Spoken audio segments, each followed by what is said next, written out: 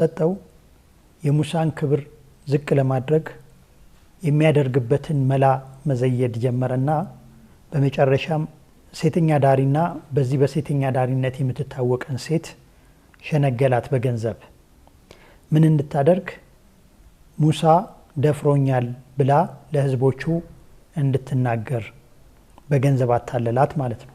አንድ ቀን ሙሳ ህዝቦቹን እያስተማረ ባለበት ላይ እቺ ሴት ልክ በቃሩን እንደታዘዘችው መጣችና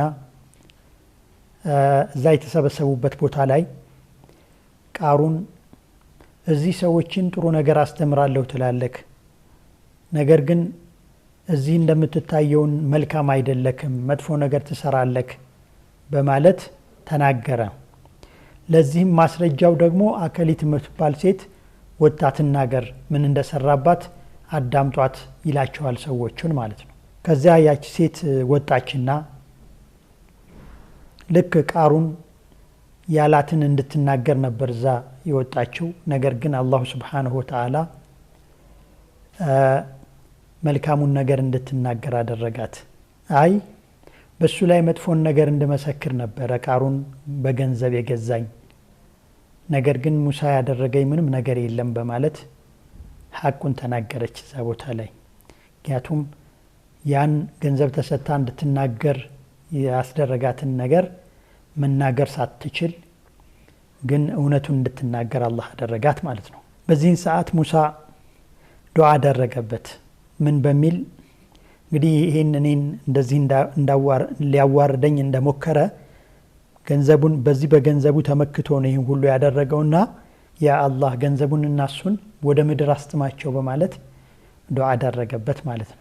ቃሩንም በሙሳ ዱዓ ተደርጎበታልና ሙሳን ደግሞ አላህ ሱብሓነሁ ወተዓላ ዱዓውን ይቀበለዋልና ፈኸሰፍና ቢሂ ወቢዳሪሂ الأرض እሱንና ይኖርበት የነበረው ይንፈላሰስበት የነበረውን ቤቱን ወደ ምድር እንዲሰጥም አደረግነው ይላል አላህ ሱብሓነሁ ወተዓላ።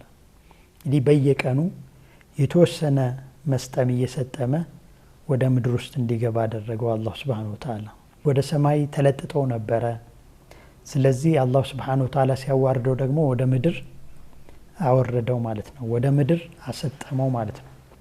ፈኸሰፍና ቢሂ ወቢዳሪሂ الأرض ያን ይመካበት የነበረውን ሀብቱንም ቤቱንም ከነቤቱ እሱንም ራሱን ወደ መሬት እንዲቀበር አደረግነው ይላል።